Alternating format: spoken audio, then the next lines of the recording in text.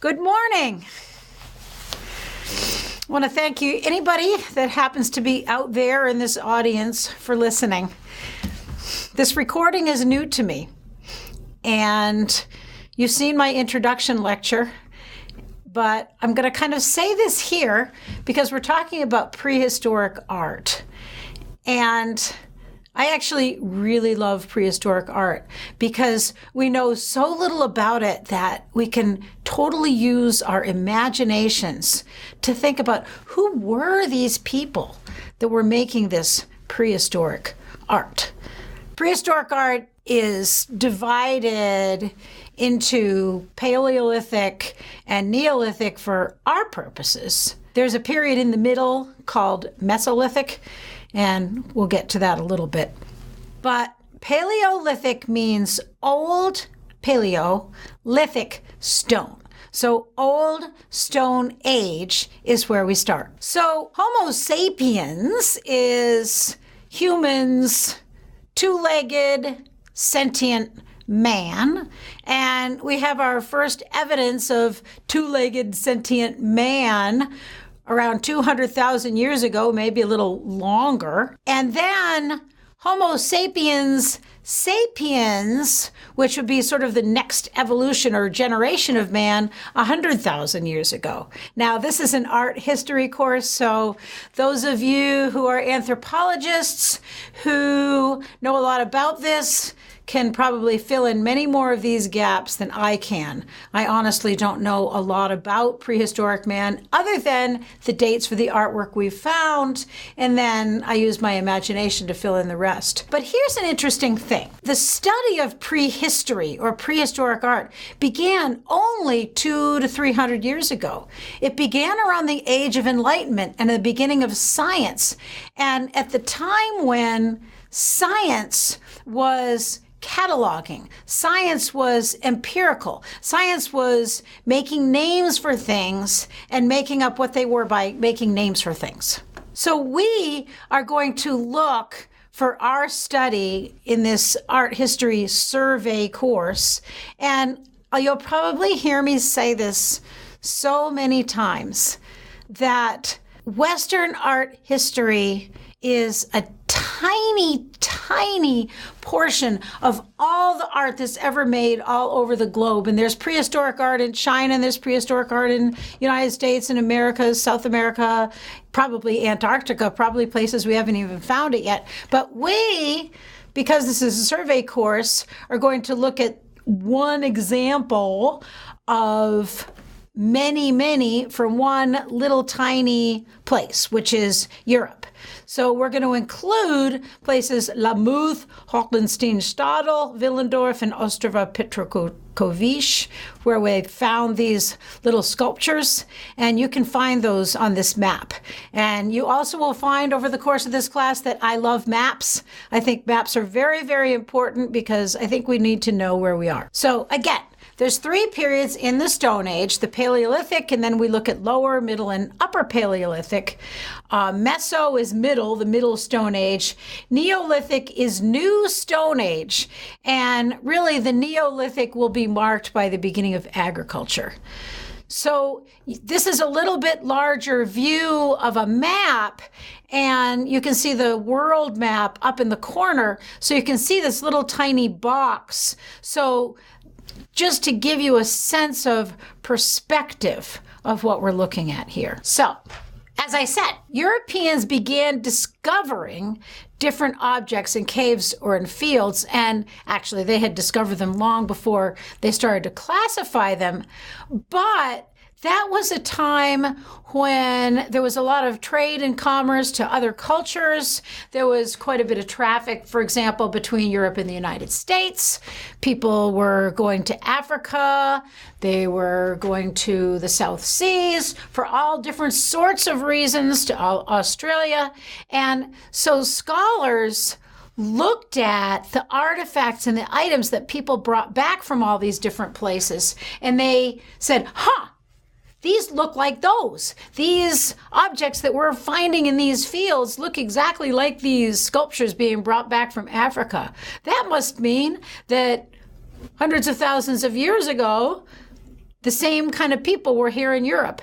And again, you have to remember that the beginning of science was absolutely empirical. They only went by observation. And we had the first dictionaries being written, and we had the whole Linnaeus making his whole cataloging system of plants. They wanted to catalog everything, and it was a Euro-centered universe. Europeans were the center of knowledge and the center of universe, so they wanted to control their environment, and they did this by cataloging and naming. So in the advent of science, we have people like Charles Darwin between 1831 and 1836, the beginning of the 17th century. And Darwin had put forth his evolutionary theory of the origin of species. And he wrote this book, The Descent of Man. So this was another basis that art historians used for deciding that these artifacts were primitive man and that man would have evolved to the state it was today. And they also used this to support their ideas that Aboriginal cultures were primitive, which brings out a whole other philosophical question that's a little bit outside the scope of this class, but I find very interesting when we look at artwork. Because how do we decide what's sophisticated and what isn't? So we can look at different theories, like Charles Darwin's theory. We can take a boat and we can go to Australia and watch the Aborigines. We can look at visual art. We can look at archaeological evidence. And then we extrapolate meaning. And so really, archaeologists and art historians become storytellers. So imagine that there are 20 animals to one person when you walk out your front door. I mean, you're a hunter-gatherer society, so you're living by hunting. Difficult weather. You have to have 12 babies to have one survive. Maybe hostile clans? I wonder about that. It's hard to know. We really have to guess what their life was like. We do know that Paleolithic people were nomadic, that they would live in one area for a little while, and then they would go move to the next place. And think about, this says, small bands of about 50 to 20 people, but think about that. If your whole group that you're living with is only 15 to 20 people, there's probably a couple of babies, maybe 2 or 3 children. There's going to be maybe 1 or 2 old people. And then they died a lot younger. So probably the hunters and the childbearing people were anywhere between the ages of 14 and 20 something. By the time you're 30 or 40, you're old. We're really going to look at 2 different kinds of art, and it's mostly going to be animals. There's one image, I think, in the painting of a person on the cave walls at Lascaux. And then the little sculptures that we see, again, they're all sculptures of women. I don't think we have any sculptures of a man. There's one that's a lion human. It could be a man or a woman, I suppose. Are little figures that can be carried around. And remember, these people are nomadic, so they're not going to make some big sculpture that they can't take with them. And then we'll look at paintings on cave walls. So the first lecture that I'm giving you here is more about portable objects. Utilitarian objects like things that you would hunt with, or lamps, and then little figures. So for this course, we're concentrating on the Upper Paleolithic period, which began between 42,000 and 37,000 years ago. So remember that first slide that I showed you? Humans have been around for 100,000 years. Think about this time for a minute. Before you even go to your next slide, just try to sit quietly and think about time. Think about the fact that the birth of Christ was 2,000 years ago. We're in the year 2016 right now. So it was 2016 years ago that Christ was born. And by then, there were highly advanced human civilizations. The Ancient Egyptians started around 3000 BCE, so 3000 before the birth of Christ. But that's only 3000. This period, we're looking at 42,000 to 37,000. So multiply this 2,000 years since the birth of Christ by 15. And then take that 42,000 and quadruple it for 200,000 years ago, double it for 100,000 years ago, and think about how many generations of humans that is. And then think about the fact that computers have only been around since the mid-90s for general public use, and now they're our go-to way we communicate. You might be taking this lecture on your phone, for example, which I hope if you are, that at some point you will put it on a computer screen so you can see these things bigger. Because I think it's really hard to look at artwork on the phone. But then again, I don't think of looking at things that way. And perhaps the human brain is evolving. Perhaps the digital age is evolving us. And so if you think about Darwin, if you think about the evolution of humans and the way they're making this art, it begins to be a lot to think about. And the art of this time is really quite highly developed. And you'll see this in a minute. But this lasted until the end of the Ice Age, until 9,000 to 8,000 BCE. So around 9 or 8,000, there's going to be this major shift. We think about global warming today. It's not the first time we've had it. Anyway, was this art? When we think of the visual arts in your introduction lecture that I gave you, we talk about sculpture, we talk about painting, we talk about architecture, and we talk about artifacts. So is this art that these people making, if it's made for utilitarian purpose? These are questions that art historians write about and philosophize about. Our earliest architecture, here we have this reconstruction drawing of a mammoth bone house. This was actually from the Ukraine. And yes, I know it wasn't on that map I showed you, but anyway, this thing was in the Ukraine. That's because that's where the mammoths were. This is from 16,000 to 10,000 BCE, so 18,000 years ago. So Paleolithic people lived, sometimes they lived in the mouths of caves. They actually didn't live inside the caves. They were kind of damp and nasty places. They would live at the mouth, and the caves were probably used more for ritual purposes, actually. They also lived in huts or tents, which we can't tell you anything about what those huts or tents were like because they would have been made of materials that have degraded and are no longer with us. Nomadic cultures, of course, use movable architecture, and the needs of nomadic people were different. This mammoth bone house was probably something a little bit more permanent. And again, I probably said this before in the introduction lecture, but think about the level of technology and sophistication that it took for humans to think about piling all these mammoth bones together, make them stay up. They're heavy, they're big. And they probably would have put clay and grass and sod and things in between them to keep the rain out.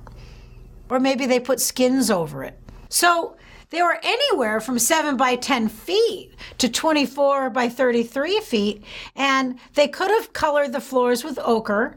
They would have probably used furs over it or skins, and they found actually 15 little hearths, like little fireplaces, in the biggest one in the Ukraine.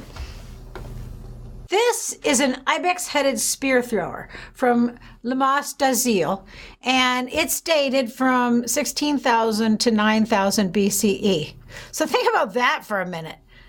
We have a 7,000 year margin for error in this spear thrower. You'll find, and especially if you go on to take Art History Survey 2, that the time frames get shorter and shorter. It's kind of like looking through the wrong end of a telescope.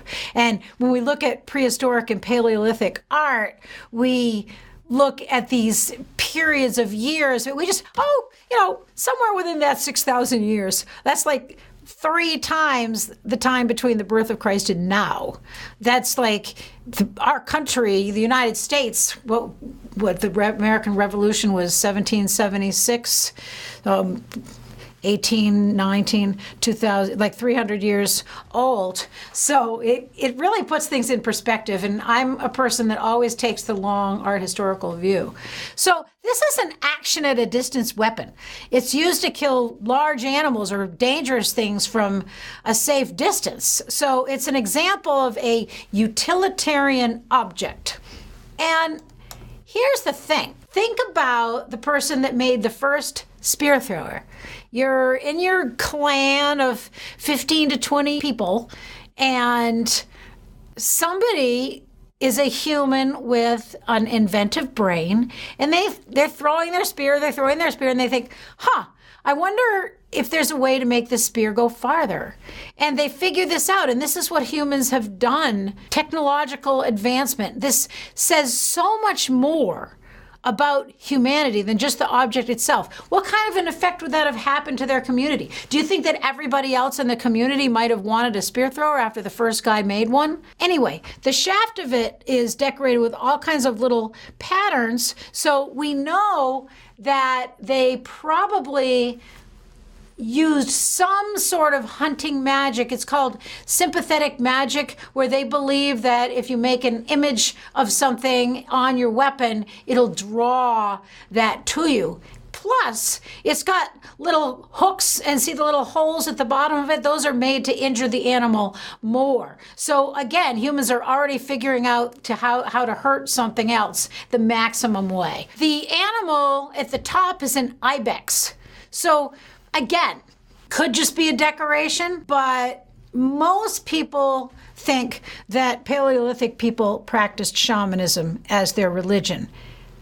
Most scholars believe that all human cultures had some kind of a spiritual life, whatever it might be. Whether it's shamanism, whether it's just something to bring food on the table, that there has always been this innate sense within the human spirit that there is something out there to reach for.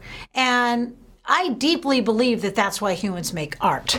So this ibex could have been a personal emblem, or it could have been a magic emblem. And one thing that's interesting about it is it tells us a little bit about hunting, because you notice there's two birds perched on top of its droppings. There's droppings at the end of it, and there's two birds on top of that. It's depicted in a pose of alarm. And the point of this, if you're a hunter, and some of you out there might be hunters, you know that sometimes you can look at the birds and they will go and look for seeds in the dropping. Like if you're looking for a deer and the deer defecates in the woods, then there will be seeds of whatever it's eaten, or grass or whatever, and then the birds go and they eat that seed.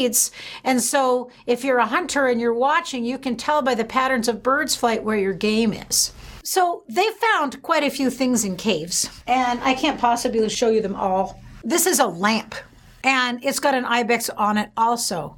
Again, the ibex shows up a lot. That's why a lot of people think there was a deep meaning for the Paleolithic people of Central Europe, because they find lots of ibexes in the artwork. It was very often used, and this is interesting because if you notice, the horns of the ibex are going around the outline of the lamp. And so what that means, no ibex really looks like that.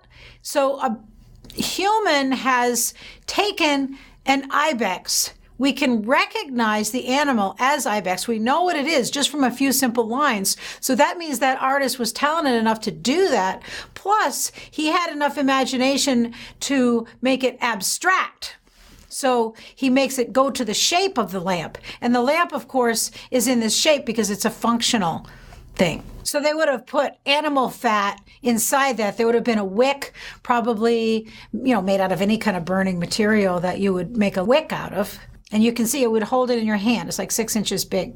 I'm doing my best to put these in chronological order by the way these objects were dated. It's a little hard because, for one thing, the dating is all within anywhere from 5,000 to 9,000 years. And these objects are found very far apart. So knowing that these people were nomadic We don't really know how far they traveled. We don't know, for example, did they walk all the way from Spain to France? Or did they just stay within their own country? They could have been very far-ranging. You think about how long it takes to walk somewhere. Think of in the Romanesque times, we had pilgrimages. The pilgrims in the 10th century used to take walks from Central Europe, and they would walk out to Compostela in Spain, get on a boat, then go to Rome for their pilgrimage, and they'd be gone for periods of 3 or 4 years. So humans have always been travelers. But we don't know whether the same bands of people made all of the sculptures that I'm going to show you. They could have been made by very different bands with different customs. So it's tough to generalize.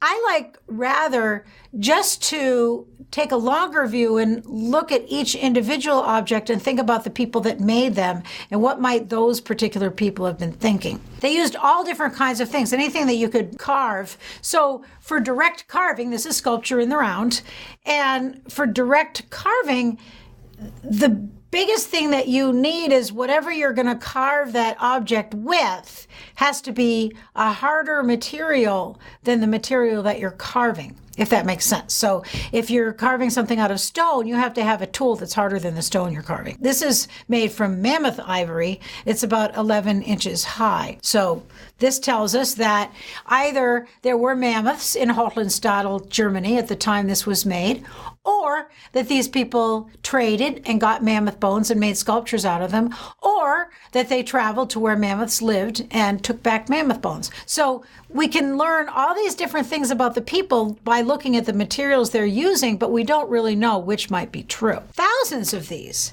have been found, and it's a very high level of technical skill.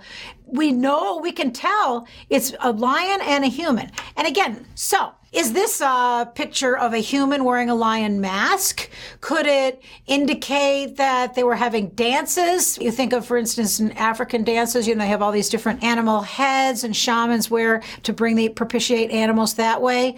Is it a mythical creature with the head of a lion and the body of a human? What kinds of lions were there in their country at that time? Were they a threat? Did they keep lions? Was it like you think of in the ancient Near East, you'll see a Serpal, the king, on a lion hunt. That lion hunting has been a pastime of kings for thousands of years. Is it possible that this is to propitiate a lion hunt or some other reason? So it's interesting that this early, there is a non-realistic portrayal, unless there really were lion-headed humans at that time, I suppose. Although no physiological skeletal evidence has been found to support that theory. This is a non-utilitarian object, as opposed to our Ibex-headed spear thrower, which is a utilitarian object.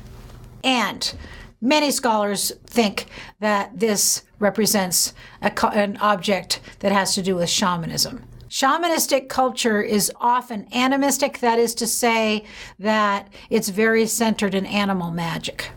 So again, back to this concept that generally representations of animals as humans are spiritual, which engages this interesting question: what is art and why do we make it? And isn't it fascinating that 30,000 years ago, humans were making it? This is one of the oldest human figures known. Lots of ideas we can get from this. Was it a matriarchal society? Is that why we have women? Were women in charge? Were they fertility figures? Were they portraits of actual women? Were they erotic? Were they dolls? That last is unlikely. Thousands of these different kinds of figures have been found across Europe. Now, in the 19th century, they all got the name Venus figures, and Stockstad has a wonderful description of the reasons why these verbiage has changed, but it has to do with the Aristotelian worldview. And Venus is the Roman goddess of love. So Venus figures were seen as fertility figures, and it was assumed that the Roman goddess of love and fertility were one and the same. After historical ideas began to change and expand, they changed the names of the Venus figures. They all became woman or just figure. So if you look her up, in some books, she'll be written as the Venus of Lespugue, but you also might find her as the woman of Lespugue, depending on what book you're looking in and when it was published. This figure is made out of hematite, this little tiny figure. It's 2 inches in height, so just be a little tiny woman you could keep in your pocket. This one is probably the best known quote-unquote fertility figure. She used to be named the Venus from Willendorf. Now her name is Woman from Willendorf. She's about 4 inches high, and she's very graphically carved. You can clearly see all of her parts, and the way it's carved absolutely exaggerates the flesh of the female form. And we do know that the braids, the 7 braids is often a magic number, and also that braiding the hair was known as a sign of status and a ritual reason as well. Now, this slide here is sort of a compilation of a lot of different theories about this figurine. And one thing I wanted to say is, this last sentence, it says there's a suggestion the statue is a woman whose importance is indicated in her obesity. And there are actually cultures in Africa in which they keep a fertility or mother figure. It's a great honor to become this woman. And once she is chosen, she lives in a tent and offerings of food are brought to her. And that's pretty much what she does, is she offers blessings to all those who come and see her and bring her offerings of food. And her largeness is a sign of fertility for the tribe. So as you peruse through these slides, you can see many different theories about this woman. We do know she was painted, and one takeaway from this is the triangle does become, as I've stated here, the universal symbol for women. We can never know for certain how this image was used. And it is the beginning of a long tradition in the depiction of women in art. We're going to see many, many more figures before this semester is over. It's possibly the beginning of the cult of the mother goddess or earth goddess image, and we do have later supports for these cults, although we do not know whether this image represents them. This little woman from Brassempouy is an example of abstraction. It's an absolute reduction of shapes to just basic common forms. We call this a memory image. In other words, just by seeing the indication of the eyes and the nose here, the human brain supplies her with a face. It doesn't need to be actually depicted here. Do you think they might have painted faces on these? Or do you think that they were as they were? Isn't it interesting that even 22,000 years ago, humans used abstraction? I'm going to end this lecture with this relief sculpture of a pregnant woman and deer, which is interesting on several levels. For one thing, we have a depiction of a woman, and it's a 2-dimensional raised rather than a 3-dimensional object. It's on a piece of reindeer antler. It's only 2 inches big. So again, it's a little pocket object, and it's a little later, 14,000 to 10,000 BCE. But I like ending this lecture about sculpture here because your next lecture I'm going to talk about painting. So here we can see the beginning of this abstract imagery and the way that humans were recording onto flat surfaces. And we have more painting than we do relief sculpture, although we also have carving in cave walls as well. So this is a nice place to end this first look at prehistoric art.